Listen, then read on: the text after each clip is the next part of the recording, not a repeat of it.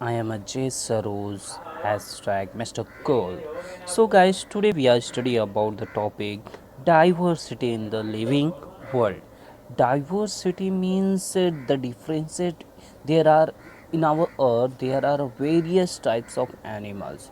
So, how they are different from each other. Now, today we are studying that topic. So, the living organism are live on the earth, so the animals, the organism which are living on the earth, that's called biodiversity. And there are numbers of and different types of animals, plants are survive on the earth, that's called biodiversity. Now, in our earth there are numbers of species of an organism are live there.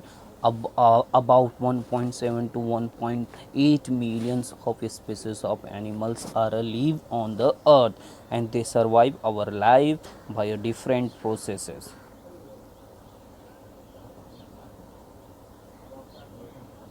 So now the animals are classified on uh, their basis of taxonomy. Taxonomy is the study of identification, classification, and nomenclature of organism. Taxonomy is the identification which gives the proper identification of the organism, and classification in which category the animal is live, and the nomenclature, what is the name of the organism in our diversity. Now, the arrangement of taxonomy is the very systematic manner. So, systematic is a word which take from the Latin word systema, and matrix is the arrangement of arrangement. The systematic is a considered evolutionary relationship between the organism. So, and the scientist who writes about the diversity in the organism is Carl Linnaeus. Linnaeus is a written a book called Systema Naturae. Is the book written by the Linnaeus, and Linnaeus tells about all the diversity in the organism, differences, characters, everything is written in the book System on Nature. And there are basic process of diversity of taxon, the diversity in the living organism, and also there are basic process in the taxonomy. The first process is called characterization, and second process is called identification, and third process is called classification, and now fourth is a nomenclature. In characterization is relates with the character of the organism. So that is the which understand about the character of organism, and external and internal structure of the cell, and development process, ecological information of the organism. These all characters are consist in the characterization process of taxonomy. Now, second basic process of taxonomy is the identification, which indicates indicates that it is the correct description. It is the correct description of the organism, so that the naming is possible. The indication which gives the knowledge about the how to give a name of that organism in our biodiversity.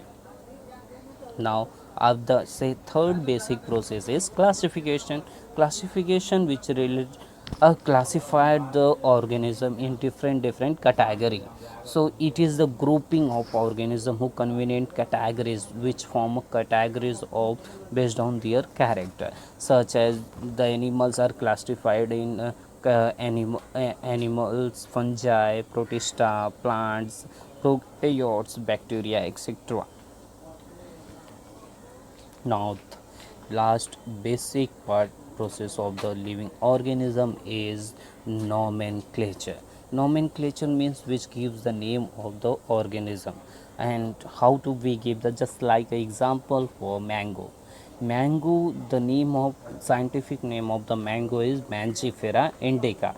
So Mangifera is a uh, indica, and the next is honeybee. Honeybee is called Apis indica. So it is the understand nomenclature is the standardized of names of organisms such that an organism is known by the same name all over world. Just like in Hindi we says vada pav, that's a name we identify to know. When we see the picture of that, then we call that this is a vada pav. That's just like we have a scientific name of the animals.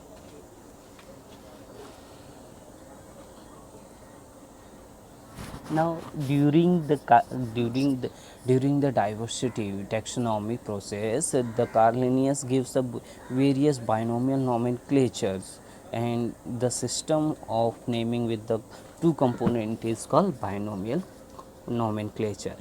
When how do we give, there are the two components means species and genus. By the help of these two components we gives the nomenclature of the animal, and they say that is binomial nomenclature is proposed by the Linnaeus. So just for example, mango, I say now once again, mango is called in the scientific name of mango is Mangifera indica, and the tiger scientific name of tiger is Panthera tigris.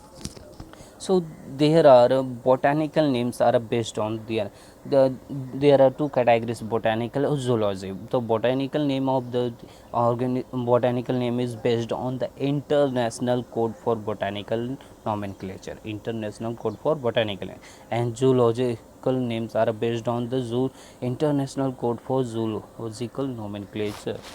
So these two things are based on there. So there, after that we know the universal rule of the taxonomy, binomial nomenclature.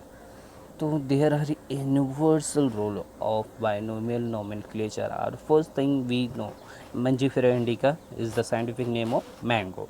So there are first Mangifera indica Linnaeus. Now first is the Mangifera is the genus, indica is the species, and after that we attach add it a Linnaeus, the scientist who gives the name of that animal. So there are four rules or four universal rules of binomial nomenclature. The first is that scientific names are in a Latins or a Latinized and written in italics. The when we write the scientific name of that organism, so it is always in Latin words and also written in italics form. When handwritten they are underlined separately. After that the scientific is written, then we underline that word. Now second rule is that the first word is a genus name, means generic name, and the second word is the species name, specific epithet.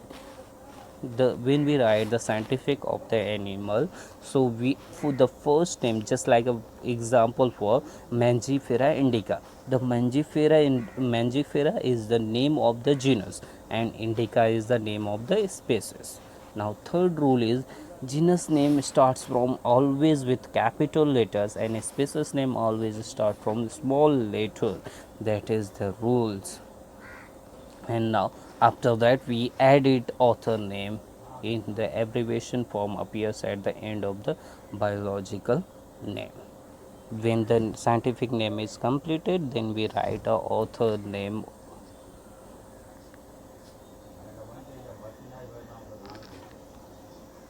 So